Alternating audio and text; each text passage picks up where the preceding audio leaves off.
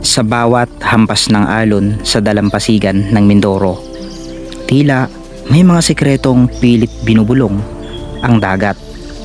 Ngunit sa gitna ng mga batuhan, may isang nakatatak na hindi kayang burahin ng panahon. Isang dambuhalang bakas ng paa. Hindi ito ordinaryong ukit ng bato. Sa laki nito, hindi mo maisip na ito ay gawa ng karaniwang tao. Para sa mga matatanda, ito raw ay marka ng isang higanteng minsang naglakad sa ating dalampasigan bago pa man dumating ang kasaysayan. Ayan, good morning mga kalahi. Panibagong araw, panibagong adventure at panibagong explore na naman ang gagawin natin ngayong araw. So sabi nila dito sa lugar na ito is meron daw ditong isang mahiwagang bakas ng higante na kung saan dito sa part na ito makikita daw.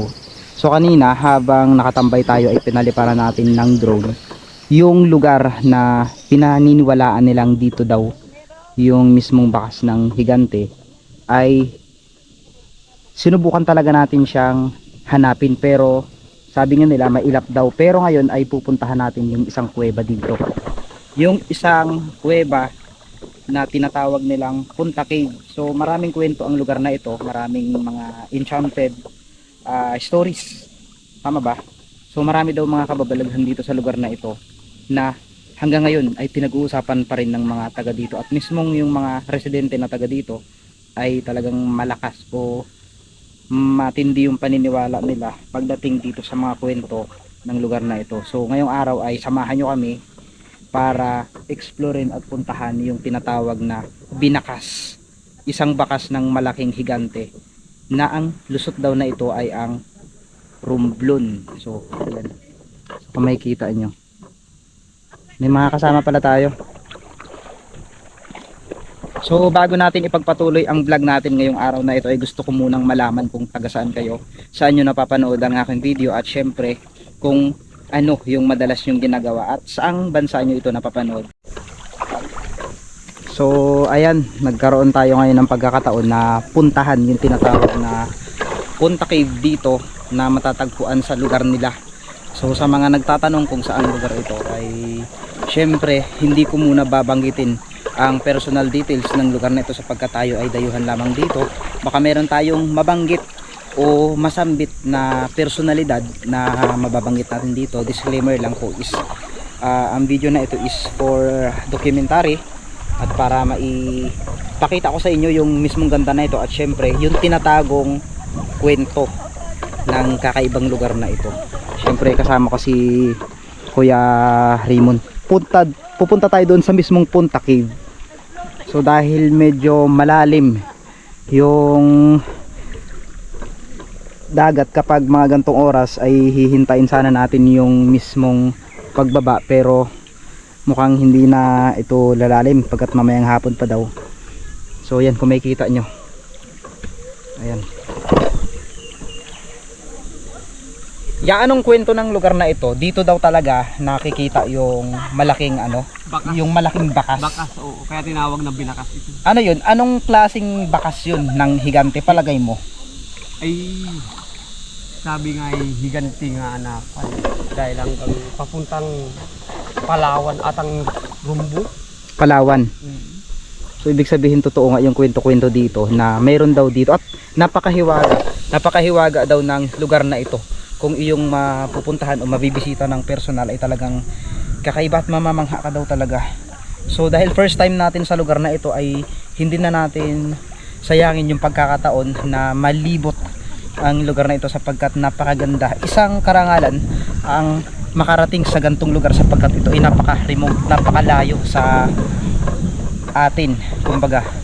So ayan, ito yung dinadaanan namin, medyo malalim na kung makikita nyo. At syempre meron din tayong mga kasamahan doon.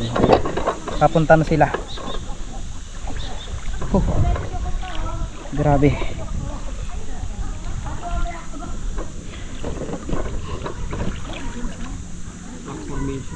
Ay, ito na. Tignan nyo yung rock formation mga kalahi. Para siyang mukha ng tao na matangos ang ilong. Grabe. So ayon sa mga kwento-kwento ng mga nasaliksik o bago natin pinuntahan itong lugar na ito ay talagang nanaliksik muna tayo dito sa area na ito. Maraming paniniwala yung mga tao dito na sinasabi nga daw na ang lugar na ito ay napakahiwaga. Ayon din sa kwento-kwento ay napakadelikadong puntahan ito sapagkat ang lugar daw na ito ay talagang meron ng kaso na namatay o nawalan ng buhay, binawian ng buhay sa pagpunta dito dahil sa hindi malamang dahilan. Pero kung makikita nyo naman yung area, talaga namang makikita nyo yung kakaiba, di ba? So hindi basta-basta rin sapagkat simula doon ay naglakad kami para mapuntahan lang ito. Ayan, so ito yung Punta Cave. Meron tayong ibang kasamahan dito ay hindi na natin i-mention sapagkat sila ay mga dumayo lang rin. Wow. Nakailang beses ka nakapunta dito ya sa Punta Cave na ito? Ay, ngayon lang ako lumapit dito. Ano yun? Ayun sa mga kwento-kwento ng mga tao, sa mga kakaibang mga... Ay maraming may mga nagsasayo sa may mga diwata. May mga diwata dito. Anong gabi? May diwata. Ang lugar na ito. Kailangan mong makaano doon.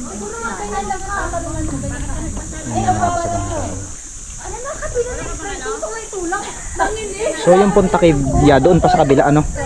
Sapagkat kanina napaliparan natin ng drone. Ay parang pinatong lang oh. Ang galing naman, ang ganda oh. Parang pinatong lang, parang sinadya. Tingnan niyo mga kadahi. Sinadya, parang sinadya siya. Grabe, ang ganda. Ang ganda! Buti pala pa. Medyo parang malalim dyan sa area na to. So pasensya na kayo sa mga kasamahan natin sapagkat sila ay nag-i-enjoy din. Iangat natin. Oo. Sa mga kakaibang nilalang na alam ko naman talagang mayroon dito ay pasintabi po sapagkat kami ay dumadayo lang sa inyong lugar, sapagkat kami ay nandito lang. Ayun, parang bangka, ayun oh. Mga kalahi, parang may bangka. Wow, eto na. Parang mas malalim dito ya. Ay, eto na. Wow, ay ang daming tayong, ay ang daming isda. Kalalaking isda oh. Tignan nyo mga kalahi, kakaiba yung mga bato dito. Talagang masasabi ko talagang, ayan, baka dito yung daanan niya sa pataas. Ay, delikado talaga. Tignan nyo mga kalahi oh. Bumubukal. Bumubukal. Diba? So punta tayo doon ya. Saan tayo dadaan dito na? Malalim ito. Malalim yan. Oo. Mga tayo. Dito na lang. So kailangan nating bumaybay dito.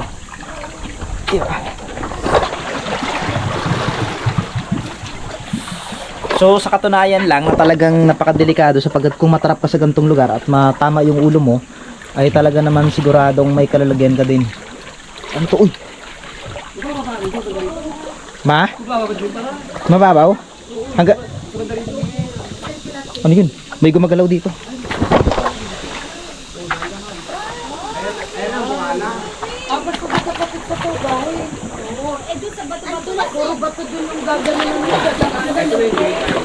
Andiyan na. Wow, grabe. Tingnan nyo. Ganda no? Grabe, ang ganda. Oo. Ito pala yung Punta Cave. So papasok pa lang. Grabe na kami. Ay, ang ganda nito. Hello po. Dapat makataas tayo dito tapos abutin natin ganon. Pwede? No? Nagkakahanda na. Andiyan ako. Ayun ang cave. Ay, ayun pala. Ayan, Ay, ayun, cave. meron siyang ano. Dito na yung cave. Mayroon siyang signage kaso nasira na. Ano ba yun? Ayun po, yung si... Ang ganda. Kaya palaban. Mas okay pa rito. Sa pagbali, no? Maganda pag dito ka pumunta. Doon lang kasi kami dati. Hindi lang siya gaanong naroon. Oh, ano yun? Malalim. Malalim? Hindi, may lubo. Hindi. Dadaan ka dyan. Ayan, maganda sana kung mas mafokusan ng tourism natin itong mga gantong kagandang lugar sapagkat kung makikita nyo talagang napakaganda. Isipin mo na sa ganito ka liblib na lugar ay talagang mayroon pa palang ganito kaganda. Tag mo kami ha. Sige po. Uy, ang ganda dito. Oh, parang So ito sana yung mabigyan pansin ng tourism ng Mindoro para mas mapalago ang turista na dadayo dito sapagkat kung makikita nyo, grabe. So ayan, parang mga barko, parang mga dambuhalang barko ang ating nakikita. Ayan na, so ito yung Punta Cave. So bakit kaya tinawag na Punta Cave ito? Ayan. Oh my God. So ito na. Tabi-tabi lang po. Oh, my short. My short. Ayun oh. Ito yung Punta Cave. Ayan. So tabi-tabi lang po. So finally, narating na natin ito. Ito daw yung sinasabi nilang Punta Cave. Grabe oh, tignan nyo oh. Ngayon oh, yung mga bato. Wow.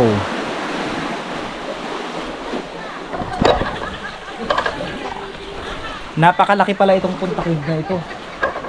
Grabe. Wow, ang ganda. Napakalaki, napakalawak ng Punta Cave. Wow.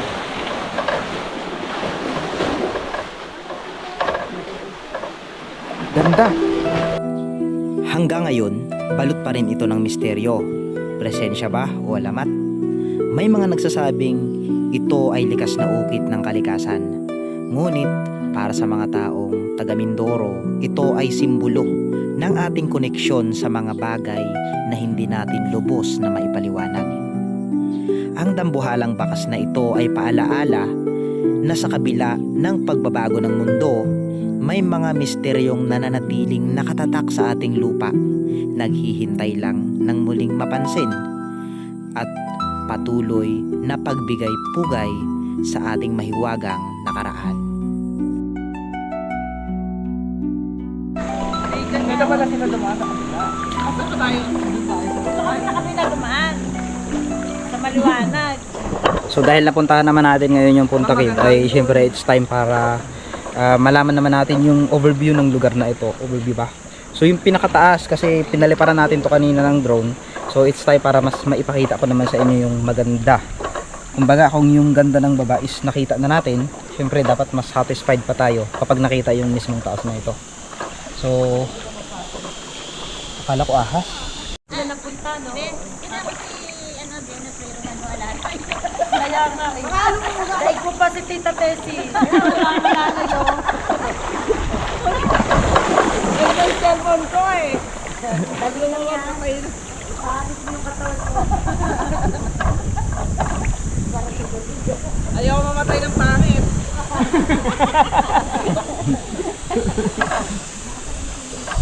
Yung isang yun. Sabi ni ate sa area daw na ito mga kalahi, mayroon daw ditong enchanted na bato. So totoo nga po talaga yung kwento nito. Ano po yung, ayon sa pagkakaalam nyo, ano yung kwento dito na kakaiba, yung pinaniniwalaan talaga ng kahit mismong taga dito? Ito kasi yung unang panahon, meron daw ritong kapre, yung malaking tao, parang si Bernardo Carpio.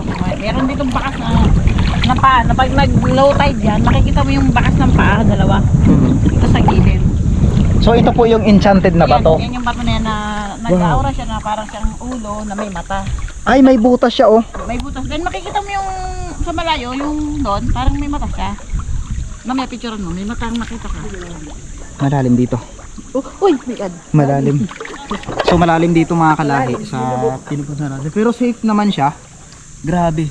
So ang dami palang kwento ng lugar na ito na talagang madidiscover natin.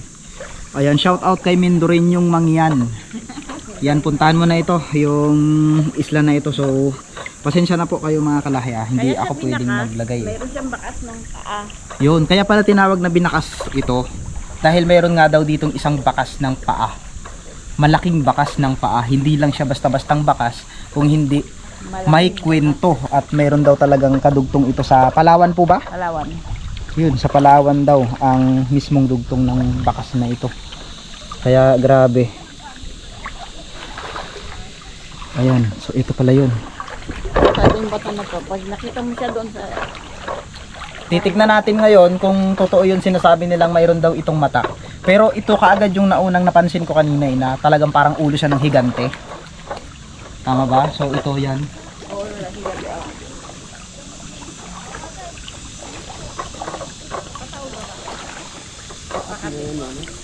At syempre bago natin tatapusin itong vlog na ito ay syempre nagpapasalamat ako kay Ate at kay Kuya sa pag-tour dito sa kanilang island.